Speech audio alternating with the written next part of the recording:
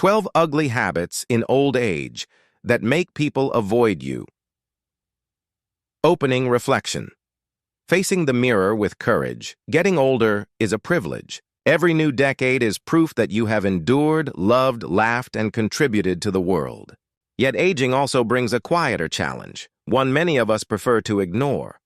Without noticing, we can develop habits that push people away, patterns of speech, behavior, or attitude that friends and family find unpleasant but feel too uncomfortable to mention. These habits rarely appear overnight. They creep in slowly, disguised as just being set in our ways, or excused as the natural consequence of age. A sharper tongue here, a dismissive comment there, a stubborn refusal to listen, tiny shifts that over years build walls instead of bridges. No one wants to be avoided. We all wish to be cherished, respected, included in the laughter at the dinner table or the warmth of family gatherings. But to remain welcome in the hearts of others, we must be willing to face hard truths about ourselves. That is not easy. It takes courage to examine the habits we'd rather deny and humility to change them. This guide is not about shaming. It is about awakening, about noticing where our daily behavior might be eroding the very relationships that make life worth living. We will explore 12 common habits that often surface in later life, habits that quietly drive people away. Each one will be explained with empathy and honesty, how it starts, why it persists, the subtle damage it causes, and most importantly, how to let it go. As you listen, keep an open mind. Some sections may sting a little. That's natural. But remember, awareness is the first step toward growth. Change is always possible at 70, 80, or beyond. And when we change, we reclaim the joy of deep connection, the pleasure of being someone others truly want to be around. Take a deep breath. Let's begin with the first habit, a quiet but powerful relationship killer. Habit 1. Constant complaining, the cloud that darkens every room. How it begins. It often starts innocently. You mention how the weather used to be better, how prices were lower, how service was friendlier. People nod and agree. But soon the habit grows roots. You complain about the government, the neighbors, the noise of children, the state of the world. Before long, negativity colors every conversation. Why does this happen more in later years? Partly because we've witnessed so much change. The world we knew, our music, our customs, our sense of stability feels distant. Losses accumulate. Loved ones pass away, our own bodies ache, and society sometimes seems to race ahead without us. Complaining becomes a way to cope, to voice the dissonance between memory and present reality. Unfortunately, what feels like harmless venting often drains those around us. Friends start to dread phone calls. Grandchildren visit less often. They may love you deeply, but they leave feeling heavy, as if they've carried a sack of someone else's worries. The hidden cost constant complaining does more than repel people. It reshapes the brain. Neuroscientists note that repetitive negative talk strengthens neural pathways of pessimism, making it easier to complain and harder to notice joy. Your own outlook darkens, sleep suffers, and even physical health declines. Relationships bear the brunt. Listeners may nod politely, but internally they begin to shield themselves. They avoid sharing their own joys for fear you'll dismiss them. They cut visits short. Slowly, a wall forms. Not because they don't care, but because they need to protect their own peace. Recognizing the pattern, ask yourself, do most of my conversations include a gripe? Do people seem distracted or quick to change the subject when I talk? Do I feel more energized or more drained after sharing my thoughts? Honest reflection is the first step. If you are unsure, observe reactions. Do loved ones glance at their phones or exchange knowing looks? These subtle cues can be revealing. Choosing a new response breaking the cycle does not mean silencing genuine concerns. It means balancing them with gratitude and constructive action. The 3-to-1 rule. For every complaint, deliberately mention 3 things you appreciate: a kind neighbor, a beautiful sunset, a funny memory. This trains the mind toward balance. Transform complaints into curiosity. Instead of "the world is falling apart," ask, what creative solutions are people trying today? Curiosity invites conversation. Complaint shuts it down. Channel energy into change. If a situation truly bothers you, Local traffic, litter in the park, take a small action. Write a letter to the city, join a volunteer cleanup. Action replaces helplessness with purpose. Practice silent gratitude. Each morning, name 5 things you're thankful for before speaking to anyone. This quiet ritual softens the urge to criticize. A story of renewal, consider Helen, 74, who noticed her adult children calling less often. One evening, her daughter gently said, "Mom, every time we talk, it feels heavy." It stung. But Helen listened. She began keeping a gratitude journal, writing down small blessings each day. Within months, her phone rang more frequently. Her daughter said, "You sound lighter, Mom. I love talking to you now." Helen hadn't become unrealistically cheerful. She had simply shifted her focus, and people felt the difference. Habit 2. Interrupting and talking over. Others, the conversation, hijack the subtle beginning. For many of us, interrupting sneaks in unnoticed. Perhaps we've gathered decades of stories, insights, and lessons, and we're eager to share them. Perhaps our hearing is not quite what it used to be, and we fear missing our chance to speak. Or maybe we simply believe we already know where the conversation is heading and want to help it along. Whatever the reason, the result is the same. Someone else begins a thought, and before they finish, we jump in. At first, it may feel like lively dialogue, quick exchanges, overlapping enthusiasm. But when it becomes a pattern, it signals something less pleasant. I value my words more than yours. Interrupting is not just a minor annoyance. It can erode trust, strain relationships, and leave friends or family feeling invisible. And as we age, when social circles may already be shrinking, that subtle disrespect can quietly push people away. Why it intensifies with age in later years. Interrupting often grows from a mix of habits and fears. Fear of forgetting. You may worry that if you don't speak immediately, you'll lose the thought. Memory lapses are frustrating. Blurting out an idea can feel like the only way to preserve it. Desire to teach. After a lifetime of experience, you've learned many lessons. When younger people share a story or struggle, you might leap in with advice before they finish, convinced you're helping. Impatience with pace. If someone speaks slowly or hesitantly, you may feel compelled to finish their sentence. You think you're speeding things along, but they feel dismissed. Reduced hearing. If you miss a word or two, you might accidentally talk over someone, guessing their meaning.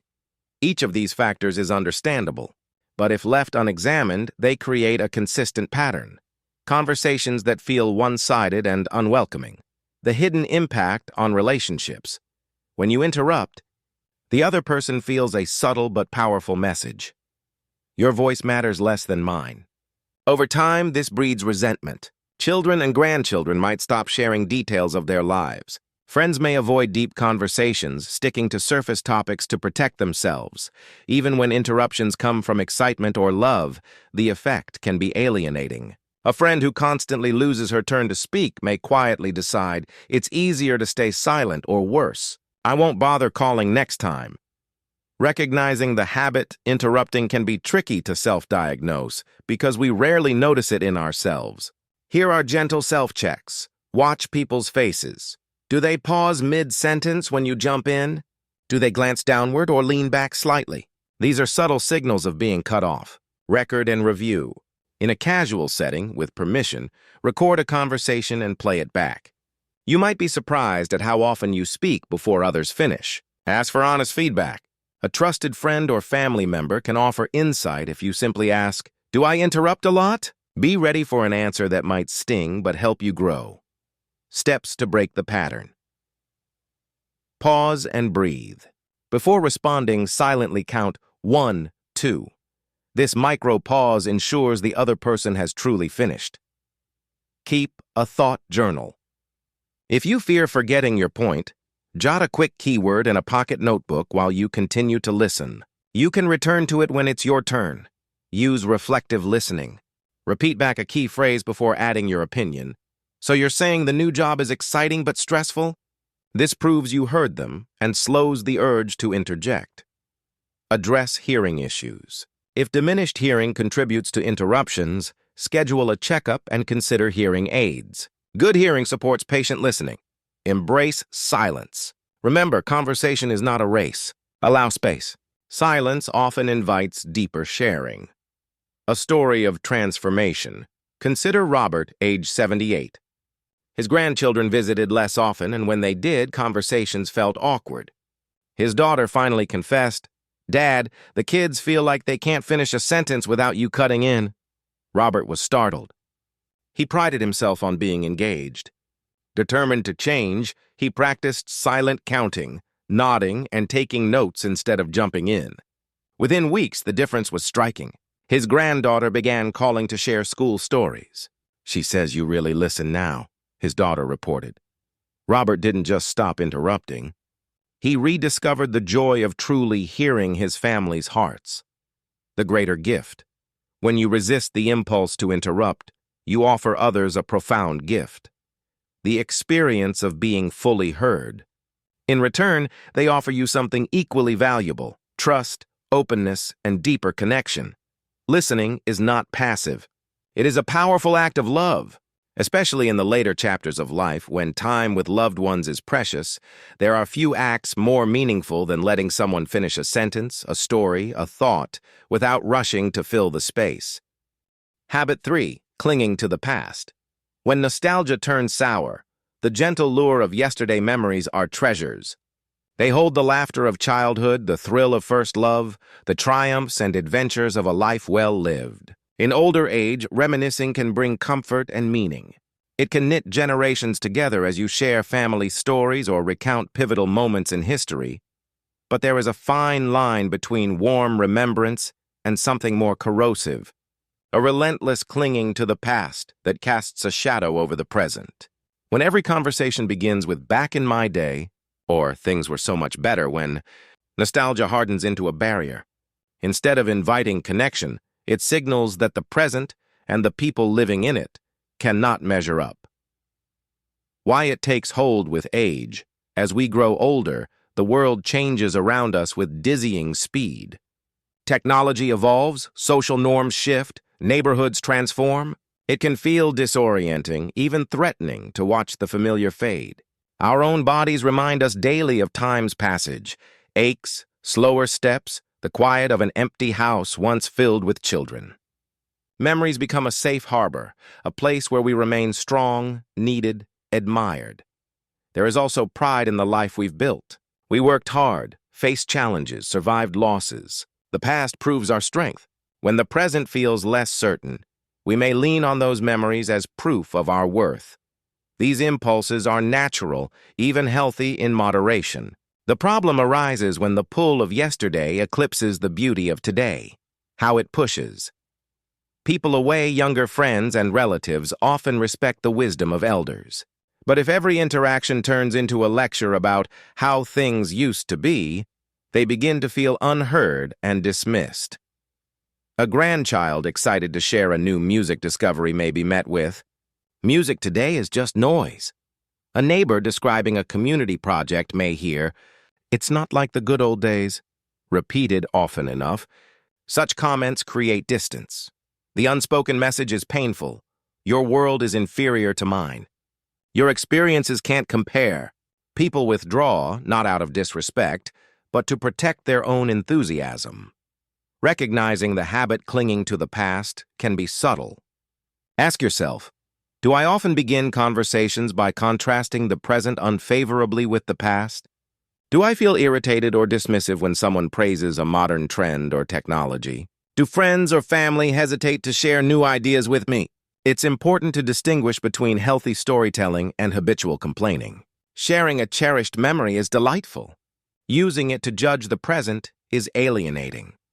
Finding balance, honoring yesterday, embracing today. Celebrate stories, not superiority. Share memories as gifts, not comparisons. Instead of "it was better when," let's try "when I was your age, we solved it this way. How do you approach it now?" Invite dialogue, not competition. Create new memories. Challenge yourself to experience something unfamiliar each week. A different cuisine, a new walking route, a class on modern art or digital photography. Show loved ones that you value discovery as much as reminiscence. Stay curious about modern life. Ask grandchildren to teach you about their favorite apps or music. Attend a local tech workshop. Curiosity bridges generations. Practice gratitude for the present. Each morning, name 3 things about today that bring joy: a sunrise, a neighbor's kindness, the simple fact of waking up. Gratitude grounds you in the now.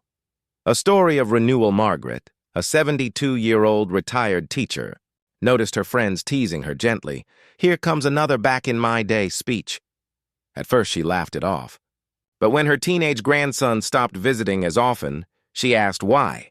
He admitted, "Grandma, sometimes it feels like you don't like anything about my world."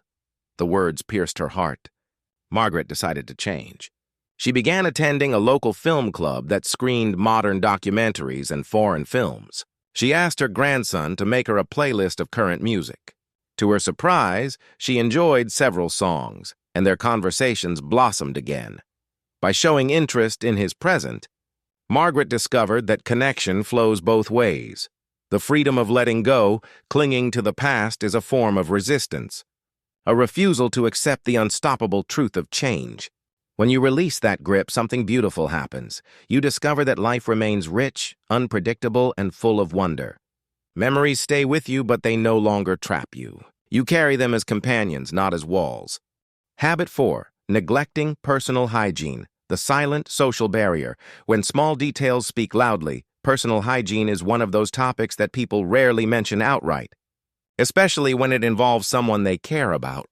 Friends may remain polite. Family might drop vague hints. Strangers will simply keep their distance. Yet behind the scenes, neglected hygiene sends a powerful message. I don't care about myself or about the comfort of those around me. In younger years, many of us maintained grooming routines almost automatically. Daily showers before work, fresh clothes for social outings, regular haircuts, tidy nails. But as the decades pass, the pressure of professional life eases, energy wanes, and health issues may make once simple tasks feel like chores. Little by little, those daily habits can fade. The result is not merely cosmetic. It affects how others perceive us, how we feel about ourselves, and ultimately, whether people choose to spend time in our company. Why it becomes more common with age. Several factors make hygiene challenges more likely later in life. Physical limitations. Arthritis, reduced mobility, or chronic pain can turn showering or trimming nails into painful ordeals. Reaching for a bar of soap or bending to tie shoes can feel daunting. Diminished senses. Hearing loss can make running water harder to notice, while a weakened sense of smell may prevent you from detecting body odor or stale clothing. Emotional factors. Depression or grief can sap motivation. A widower who once dressed neatly for his spouse might wonder, "Who am I doing this for now?" Cognitive changes. Mild memory issues or early dementia can cause forgotten showers or skipped laundry without the person realizing it. These challenges are deeply human. But if left unaddressed, they can quietly isolate us. The social ripple effect. Neglecting hygiene doesn't just create discomfort. It shapes how others relate to you. Friends may shorten visits or choose outdoor settings to avoid awkward conversations. Adult children might limit their grandchildren's time in your home. Even service providers, hairdressers, medical staff may unconsciously rush appointments. This withdrawal often goes unspoken, which makes it more painful. The person experiencing it might sense a growing distance without understanding why, leading to loneliness and resentment. Signs you might be overlooking, because few people will tell you directly.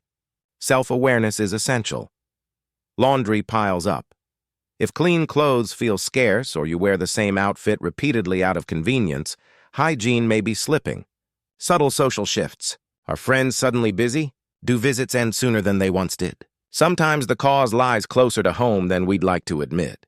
Physical cues. Dry, flaky skin. Long or uneven nails. Lingering odors in your living space. These are gentle indicators. Rebuilding healthy routines. Simplify the process. Install a shower chair, non-slip mats, and handrails to make bathing safer and less exhausting. Keep toiletries within easy reach. Set gentle reminders. Use a phone alarm or wall calendar for bathing, laundry, and grooming days. Structure removes decision fatigue. Invest in comfortable clothing. Choose easy-to-wash fabrics and adaptive styles with Velcro or elastic for effortless dressing. Seek professional help.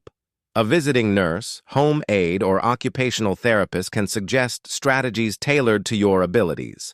Pair hygiene with pleasure. Play favorite music while showering. Reward yourself with a small treat afterward. Positive associations help build consistency. The emotional connection. Good hygiene isn't merely about appearance.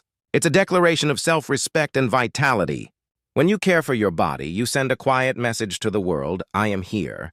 I value this life. That message draws people closer, inviting companionship and care. A story of renewal.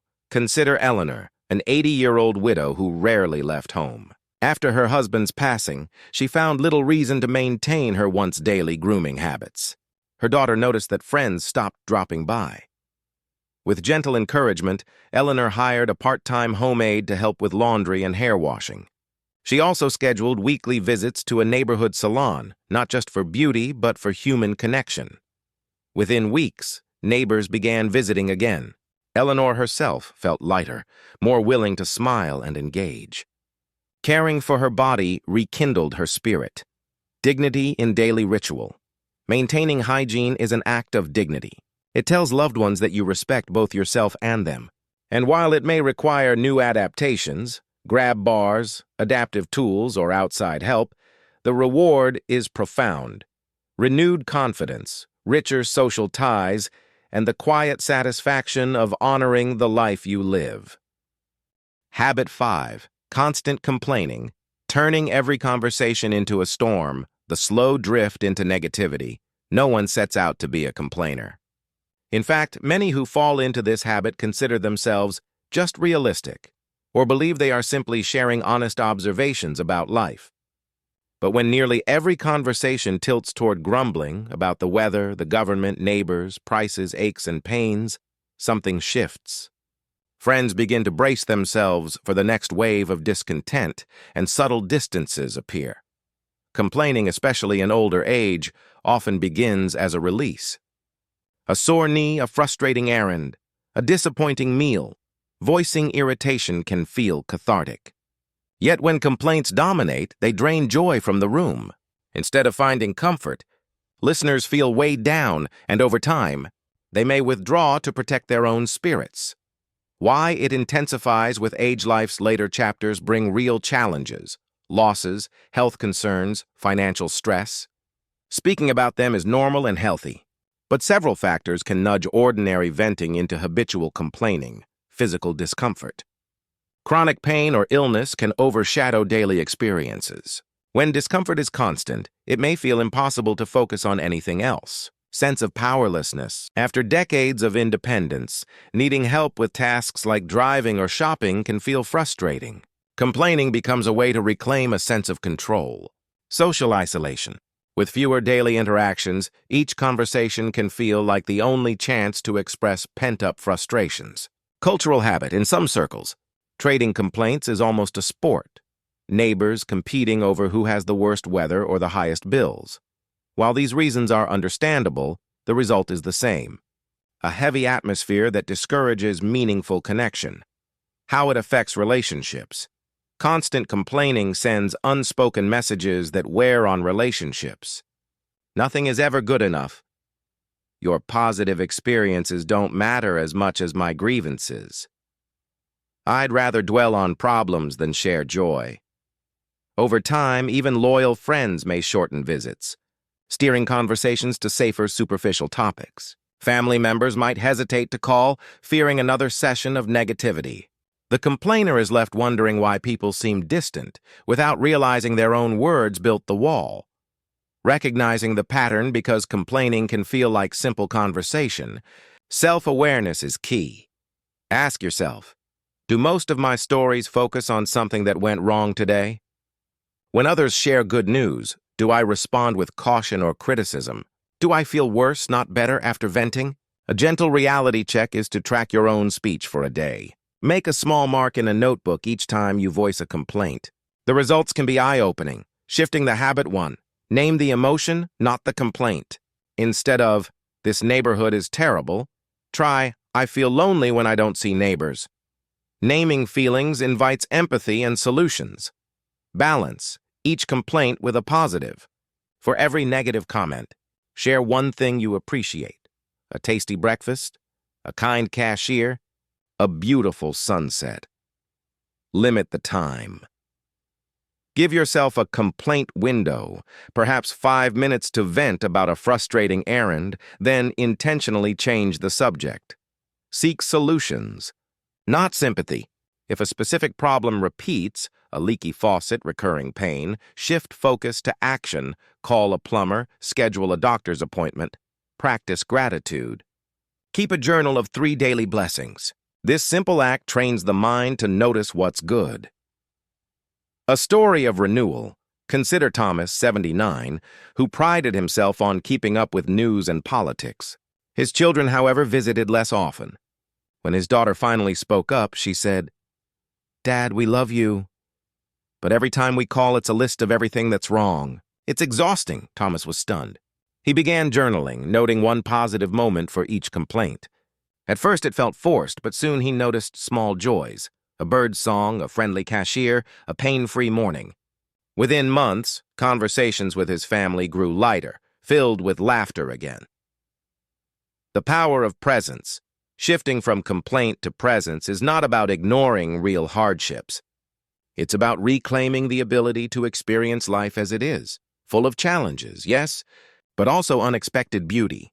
When you choose to notice the good and limit the negative, you offer friends and family a precious gift, a space where joy can grow, and you give yourself the gift of lighter heart and deeper connection. Habit 6. Oversharing personal details. When openness becomes a wall. The fine line between connection and flooding sharing our stories is one of life's great joys. It's how we bond, how we pass on wisdom, how we invite others into our inner world. But there's a difference between a thoughtful glimpse into your life and an unfiltered torrent of every ache, doctor's visit, or private memory. When openness tips into oversharing, conversations stop feeling mutual and start feeling like monologues, and people quietly begin to back away. In youth, boundaries often come naturally. Professional settings require discretion, and busy schedules limit how much we can say. But later in life, with fewer time pressures and a lifetime of experiences to recount, it's easy to forget those social guardrails. A neighbor stops to chat and suddenly hears the details of your medical tests. A casual lunch with a friend turns into an hour-long download of family conflicts. You may feel relieved, but the listener leaves drained. Why it becomes more common with age. Several factors nudge older adults toward oversharing: loneliness and isolation. When daily conversations are scarce, each interaction can feel like the only chance to be heard. The temptation is to fit every thought into that one moment. A lifetime of stories. Decades of rich experiences create a vast reservoir. Without careful editing, any topic can open the floodgates. Changing social filters. Cognitive shifts or mild memory issues can weaken the instinct to hold back certain details. A desire to teach or warn. We often share personal struggles to help others avoid our mistakes, without noticing how graphic or overwhelming those stories may feel. Each of these reasons is understandable. But unchecked, the result is conversations that feel less like connection and more like emotional dumping. The quiet impact on relationships. Listeners rarely confront an oversharer directly. Instead, they slowly retreat. Invitations become less frequent. Phone calls grow shorter. Friends smile politely but avoid deeper interaction. They may care deeply for you, but self-protection wins out. And because the withdrawal is gentle and indirect, the oversharer may feel confused, even abandoned. Recognizing the habit, because sharing feels natural, it can be hard to spot when it goes too far. Ask yourself, after a conversation, do I realize I spoke most of the time? Did I reveal intimate details? Medical issues, finances, family conflicts that weren't necessary for the moment? Did the other person seem tense, glance away, or change the subject? A simple test. If the story involves bodily functions, someone else's private life, or more than 5 minutes of uninterrupted monologue, pause and ask, is this appropriate here? Rebalancing the conversation. 1. Practice the 2-minute rule. Share a thought or story for 2 minutes, then invite the other person in. What about you? 2. Match the setting.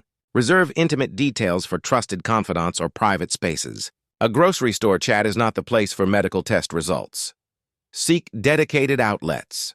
Journaling, therapy, or a support group offers safe space for deep sharing without overburdening friends. Cultivate curiosity. Make it a game to ask 3 questions for every story you tell. People light up when someone truly listens. Check motive before speaking. Ask, am I sharing to connect or to offload? If it's the latter, pause and consider a different outlet. A story of awareness. Harold, 75, loved telling tales from his days as a traveling salesman. But after neighbors began dodging his evening porch visits, his daughter gently said, "Dad, sometimes people feel overwhelmed when you tell every detail." At first, Harold bristled. But he experimented, asking more questions, summarizing stories instead of recounting them minute by minute. To his surprise, conversations grew livelier, and neighbors lingered again. He realized that connection flows best when it moves in both directions. The gift of restraint, healthy sharing is not about silence. It's about respect. When you choose what to reveal and when to pause, you create space for others' voices. You show that you value mutual exchange over one-sided release. In the end, true intimacy isn't built by pouring everything out. It grows when 2 people meet in balanced conversation, listening, learning, and leaving room for mystery. Habit 7. Ignoring other people's time. When tardiness and lingering wear out your welcome time. The invisible sign of respect time is the one resource none of us can replenish. When we honor someone else's schedule, arriving when we say we will, leaving when we promised, we communicate a simple but profound truth. Your life matters as much as mine. Unfortunately, as we grow older, it's easy to forget how powerfully our treatment of time shapes relationships. A quick visit that stretches into hours. A doctor's appointment missed because we lost track of the day. A habit of showing up late for lunch. Each small slip whispers the same discouraging message. My time is more important than yours. Friends and family may never confront you outright, but they feel the sting, and slowly they begin to drift away. Why it creeps in. With age, several life changes common to later years can quietly erode punctuality. Fewer external deadlines.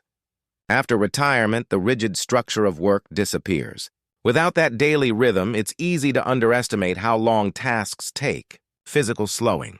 Dressing, grooming, and traveling often require more time than before, yet we still plan as if we were 30. Health appointments. Multiple medical visits can jumble the calendar, and fatigue may tempt us to cancel or delay. A desire for company. When social contact is limited, it's natural to stretch a pleasant conversation.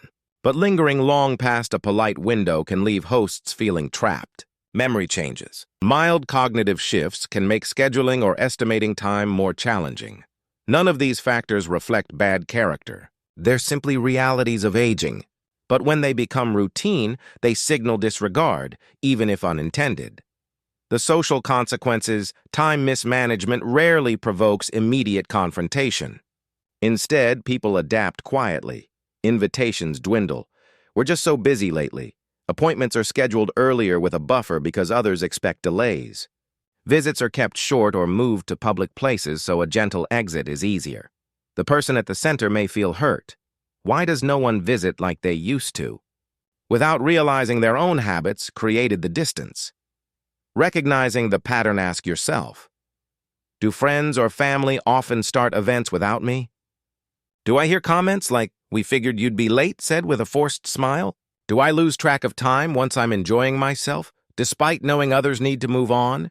If these feel familiar, consider how your timing choices may be landing with those you care about. Practical ways to rebuild respect for time. Audit your routine.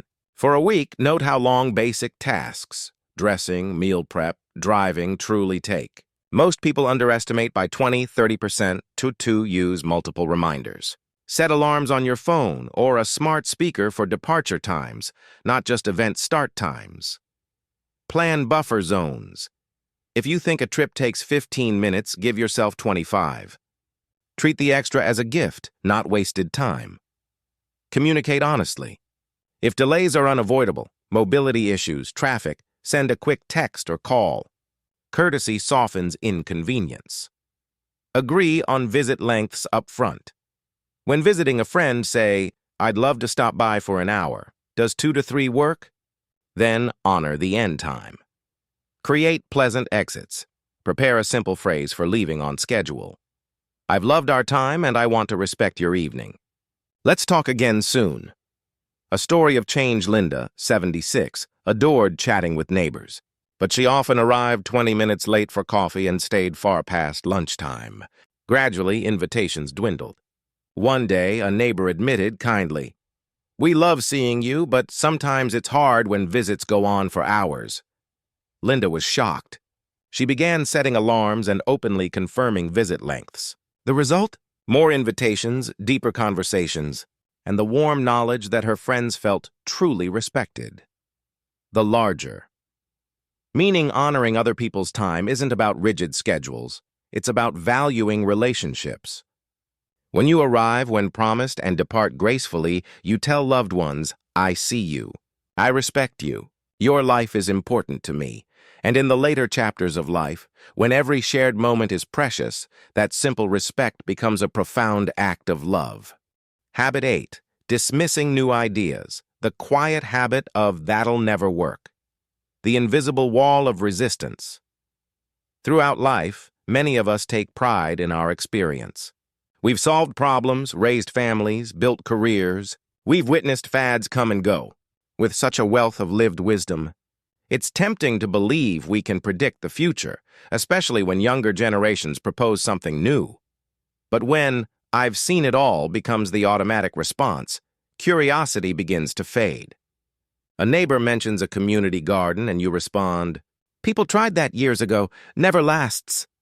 A grandchild shares a new career idea and you say, "That field will never pay the bills."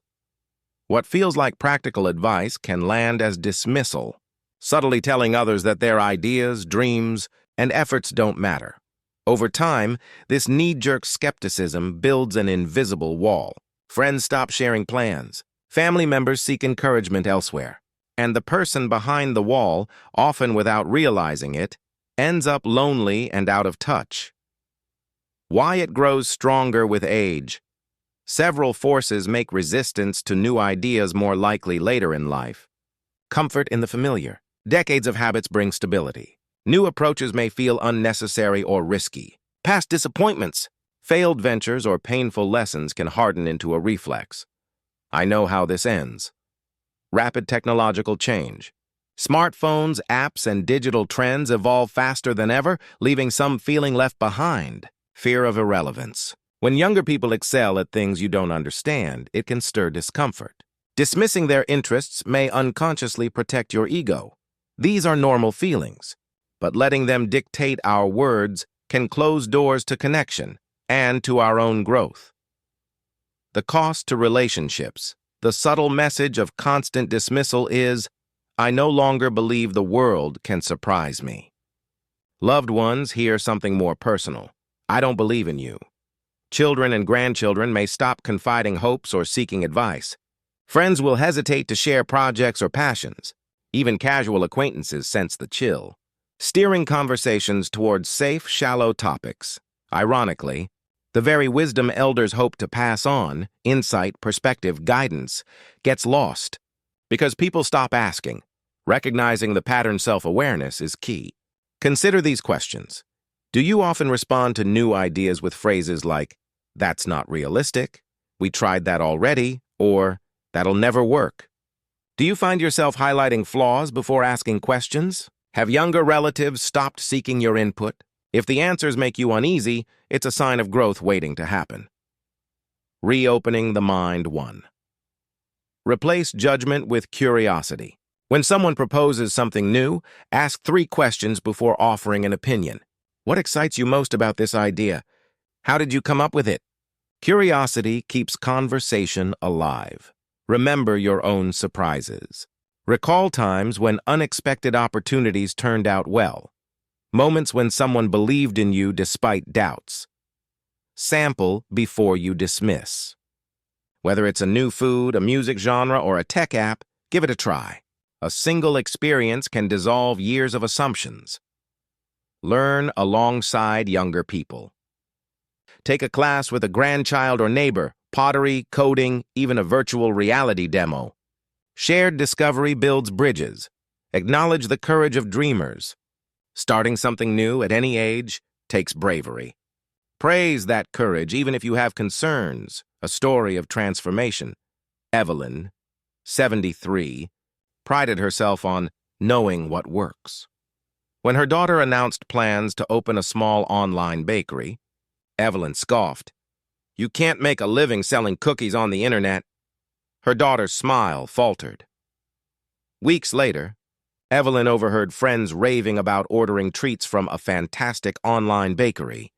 It was her daughter's shop, thriving. Humbled, Evelyn apologized and asked to learn about online marketing. They now run occasional baking live streams together, a venture that rekindled their bond. The joy of surprise life still holds wonders no matter your age. By staying open, you invite those wonders to find you. New friendships, unexpected skills, fresh laughter. Curiosity is a form of vitality. It keeps the spirit young even as the body ages. When you respond to new ideas with interest instead of dismissal, you offer others respect, and you give yourself the gift of discovery. Habit 9, Hoarding and Clutter. When I might need it someday. Closes doors. The hidden weight of stuffed objects carry stories. A chipped mug recalls mornings with a beloved spouse. Stacks of magazines preserve the excitement of hobbies and trends long past. Old clothes, faded photographs, and boxes of trinkets feel like anchors to a life well lived. It's natural to treasure such memories. But when keepsakes spill into every corner, hallways crowded, tables buried, closets overflowing, belongings shift from mementos to barriers. What once offered comfort becomes a silent source of stress, driving away visitors and even threatening safety. Many older adults insist, "I'm not a hoarder, I just like my things." But the line between collecting and hoarding is subtle. And when clutter grows, it sends quiet messages. I can't let go. I fear emptiness. My memories live only in objects. These messages can push loved ones away, both physically and emotionally. Why it escalates with age. Several common life changes contribute: attachment to memories. Each object feels like a piece of personal history. Discarding an item can feel like discarding the memory itself. Fear of future need. Having just-in-case supplies can feel like a safeguard against uncertainty. Loss and loneliness. After the death of a spouse or friends, possessions may seem like steady companions. Decreased energy. Sorting and cleaning can feel overwhelming, so clutter accumulates quietly. Cognitive decline. Memory challenges can make organizing or discarding especially daunting. These factors are deeply human, but left unchecked, they can choke the joy out of a living space. How it affects relationships. Clutter impacts loved ones in ways people rarely mention directly. Safety concerns. Hallways blocked by boxes create tripping hazards, prompting family members to worry. Emotional distance. Guests may feel physically uncomfortable or fear breaking something. They may visit less often or insist on meeting elsewhere. Tension and conflict. Children or friends who suggest decluttering may encounter sharp resistance, leading to arguments or estrangement. What feels like private comfort can quietly isolate. Recognizing the signs rooms or surfaces meant for daily use are permanently covered. You avoid inviting people over because of embarrassment. You feel anxious at the thought of parting with even broken or duplicate items. If these sound familiar, clutter may be controlling more of your life than you realize. Steps toward freedom. Start small. Choose a single drawer or shelf. Set a timer for 15 minutes and sort. Keep, donate, discard. 2. Use the 1-year rule. If you haven't used or worn something in a year, release it unless it's truly irreplaceable. Photograph treasures. Snap pictures of items with sentimental value before letting them go. The memory remains without the physical weight. Invite help you trust.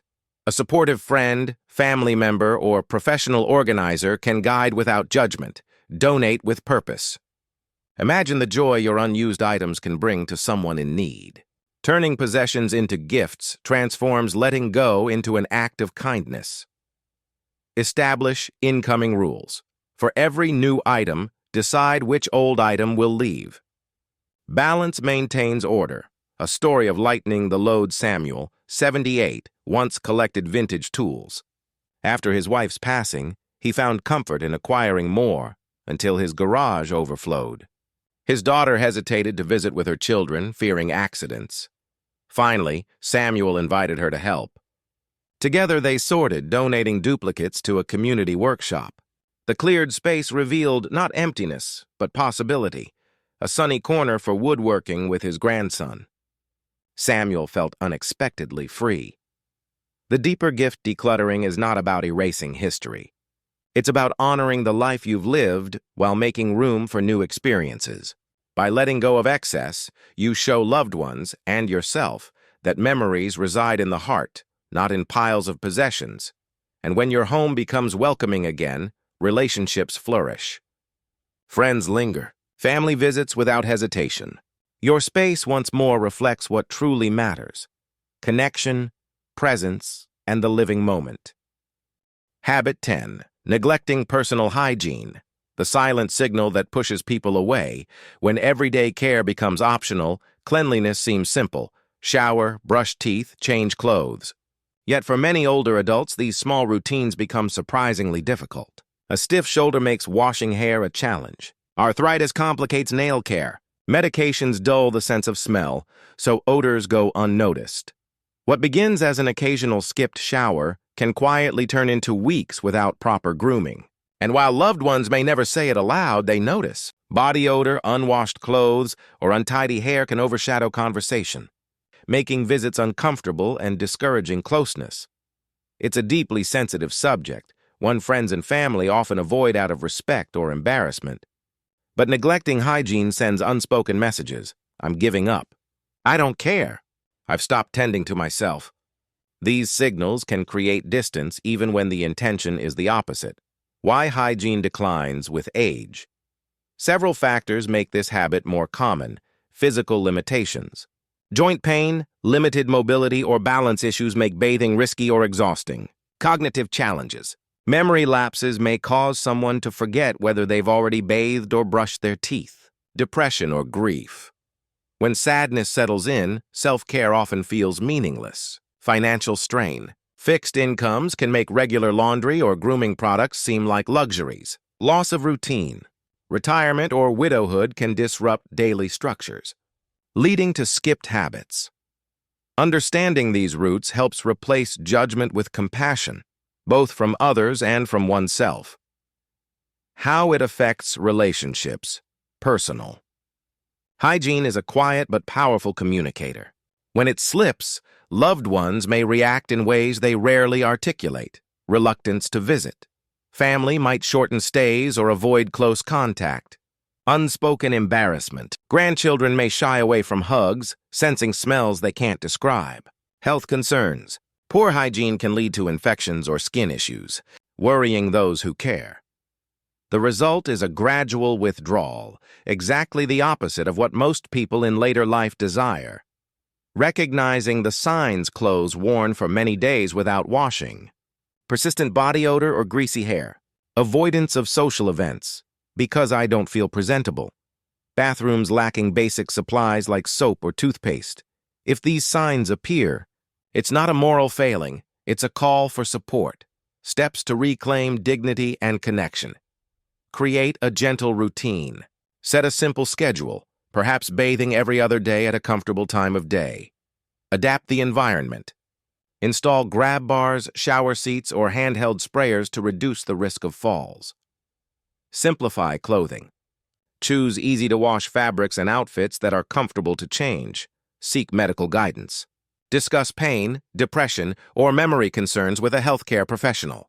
Solutions, like physical therapy, medication adjustments, or counseling, can ease obstacles. Enlist trusted help. A discreet home aide or a supportive family member can assist with laundry or shopping without judgment. Celebrate small wins. Each shower, clean shirt, or fresh haircut is a victory worth acknowledging. A story of renewal. Marjorie, 81, began skipping baths after a fall made her fearful of slippery floors. Her daughter noticed a persistent odor but hesitated to mention it. Eventually, with gentle conversation, they installed a shower seat and non-slip mats. Together they created a calm routine, and Marjorie rediscovered the comfort of feeling clean.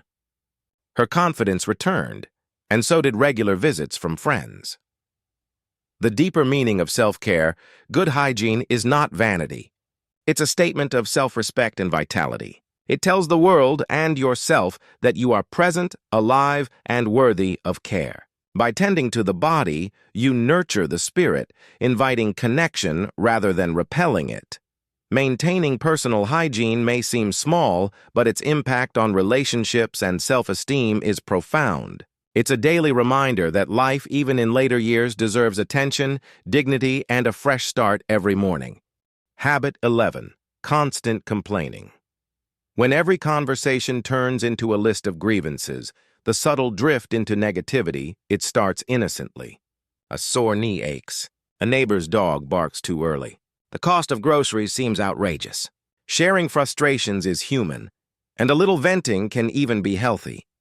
But when nearly every interaction begins with what's wrong, aches, politics, the weather, the past, people begin to brace themselves before each conversation.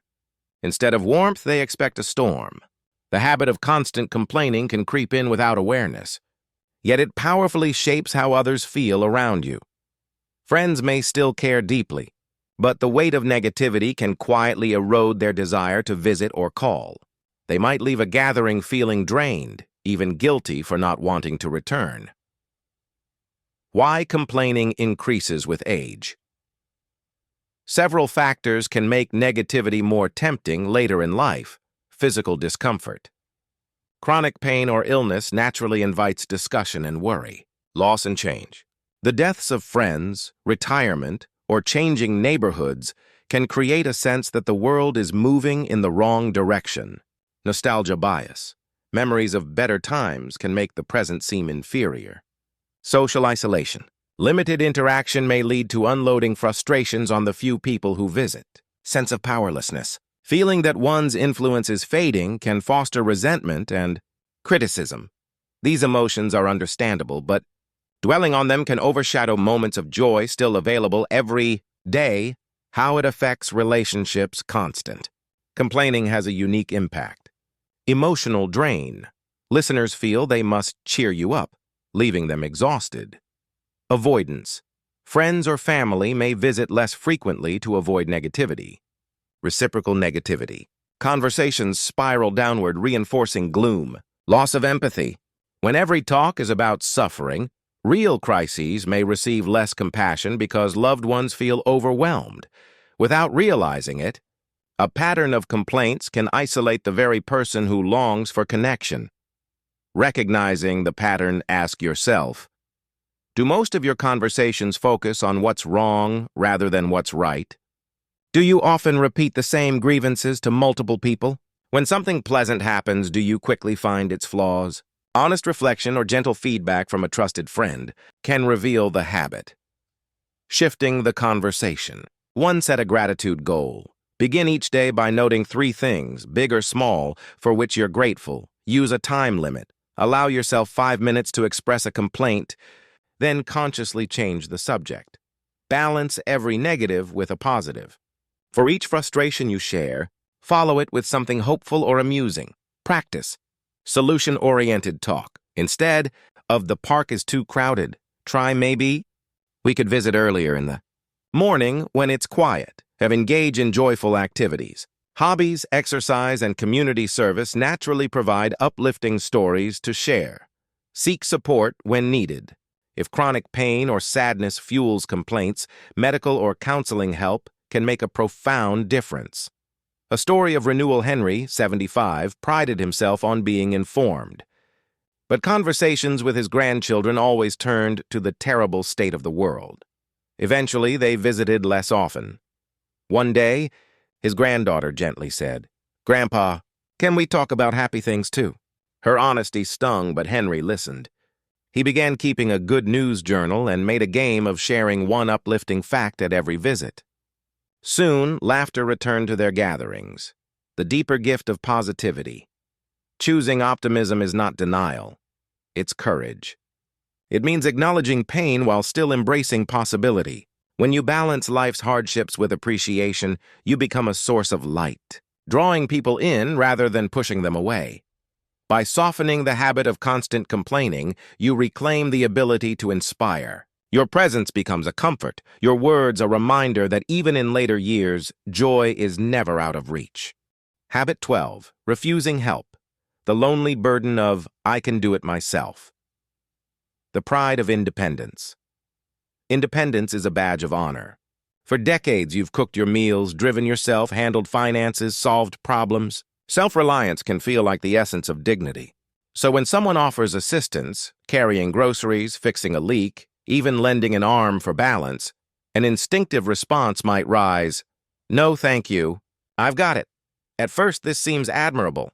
But over time, a relentless insistence on doing everything alone sends unintended signals. "I don't need anyone. I don't want your care." Loved ones may step back, unsure how to connect. Opportunities for companionship, laughter, and mutual support quietly fade. Why it becomes more common with age. Several forces make refusing help especially tempting in later years. Fear of losing control. Accepting assistance can feel like surrendering autonomy. Generational beliefs. Many grew up with the idea that asking for help shows weakness. Privacy concerns. Inviting others into personal routines can feel intrusive. Past disappointments. Experiences of unreliable help can harden self-reliance. Denial of change. Accepting help can mean admitting that abilities have shifted. These feelings are deeply human, but when the wall of independence grows too high, it can isolate rather than empower. How it affects relationships. Loved ones feel shut out. Friends and family who offer support may feel rejected or unneeded. Safety risks increase. Tasks like climbing ladders or shoveling snow can become dangerous, worrying those who care. Mutual exchange fades. Relationships thrive on giving and receiving. When one side refuses to receive, balance is lost. Ironically, refusing help can lead to greater dependency later after a preventable injury or illness. Recognizing the habit. Ask yourself, do you say "I'm fine" automatically even when struggling? Do people stop offering assistance because they expect refusal? Have you hidden difficulties like trouble with stairs out of pride? If so, independence may be crossing into isolation. The courage to accept, reframe help as partnership. Accepting support is not weakness. It's an act of trust and connection. Start small. Let a neighbor carry a bag or allow a friend to drive once a week. Offer help in return. Trade tasks. Maybe you share your gardening wisdom while someone else mows the lawn. Communicate clearly. Express gratitude and set boundaries. "I'd love your help with this, but I can handle that." Recognize the gift you give others. Allowing someone to assist can bring them joy and a sense of purpose. A story of shared strength. Doris, 79, prided herself on independence. After a small fall in her garden, neighbors offered to help with heavy pots. She always refused, fearing she'd become a burden. One afternoon, a close friend said gently, "Helping you is a way for us to spend time together." The words shifted something inside Doris. She accepted the next offer and discovered that companionship. Laughter and friendship grew naturally from shared tasks. Her garden became a gathering place rather than a solitary struggle. The deeper wisdom, true independence, is not the absence of help. It's the ability to choose when and how to connect. By accepting assistance with grace, you invite deeper relationships and create a circle of care. You show that strength includes vulnerability and that life is richest when it is shared. You've now explored 12 habits that can quietly push people away in later life. Interrupting, ignoring. Boundaries 3, criticizing the younger. Generation 4, talking only about illness, clinging to the past 6. Oversharing finances 7. Dominating conversations, dismissing new ideas, hoarding and clutter 10. Neglecting personal hygiene 11. Constant complaining to but refusing. Help. Each habit is common, understandable, and, most importantly, changeable. They are not indictments, but invitations to stay curious, to nurture relationships, to let the heart remain young even as the years advance. Aging with grace isn't about pretending to be someone else. It's about staying connected to others and to life itself. By recognizing and softening these habits, you send a powerful message. I am still growing. I am still listening. I am still open to love, laughter, and the beauty of now. May this journey help you, or someone you cherish, step into each day with kindness, curiosity, and the radiant dignity that never fades with age.